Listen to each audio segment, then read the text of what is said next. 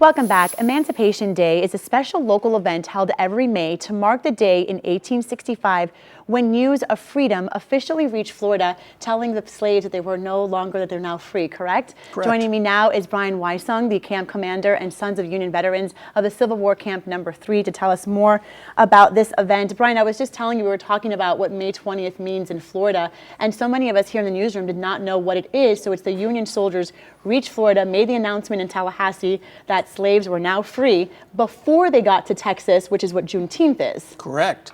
The Civil War technically, for all practice purposes, ended in April when Robert E. Lee surrendered. But the word took a long time to get to Florida and any of the southern states just because of the destruction and the distance. So federal forces entered Florida in early May, accepted the surrender of Florida troops. And then General Edward McCook stood on the steps of the Knott House in Tallahassee on May 20th, 1865, and read the Emancipation Proclamation, officially ending slavery in the state of Florida.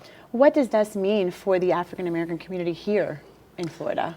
I think it's something that most people are not aware of, so we're trying to get the word out to everybody in Florida to let them know that this was a significant event in our history, the end of a very terrible period of our history, and the beginning of a new period, Reconstruction, for good or ill. And the event is sponsored by the Martin County Black Heritage Foundation? Yes, Martin County Black Heritage Initiatives, along with Martin Arts Council, are the sponsors for this event. The Sons of Union Veterans of the Civil War and Daughters of the Union Veterans of the Civil War are supporting. Okay, so what can you tell us about the event happening on Saturday in Stewart? Sure. At 10 o'clock at the gazebo at the Courthouse Cultural Arts Center and Gallery, we're going to have some local musicians play patriotic and historic music. And then at 11 o'clock, we'll actually start the ceremony, the highlight of which is going to be a local reenactor who is going to portray General McCook reading the Emancipation Proclamation for the first time in Florida. And then afterwards, we've got several presentations in the gallery that I think will be interesting for people to hear about. And what is the turnout like? Because we've been saying, again, no one here in the newsroom knew about May 20th, but it's been 151 years this year. Right. It was celebrated statewide for a long time, but kind of had a slowing down period, and I think most in the last 20 years, it hasn't been done. In fact, this is our inaugural event in Martin County, and we're hoping to have it pick up every year in maybe a rotational basis between Martin, Palm Beach County, and St. Lucie. There's going to be a flag presentation as well?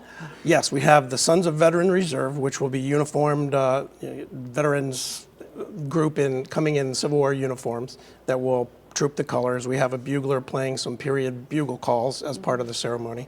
And then the presentations afterwards are about the contribution of African American soldiers in the Civil War, or the U.S. colored troops as they were called back then. And then we have a wonderful presentation by Marcia Edding, who is going to portray Louisa May Alcott, who you probably know as the writer, the author of Little Women, but she also tried to join the Union Army at the beginning of the Civil War. She was a very fervent abolitionist, and she, of course, was turned down, but she ended up volunteering as a hospital nurse and then helped one of the founders of the United States Sanitary Commission. Yeah. All right, well, thank you so much, Brian, for being here and telling us all about this event. For more information, head to our website, WPBF.com. We put a link there to the location, the website, and all the information that you need for Saturday's event.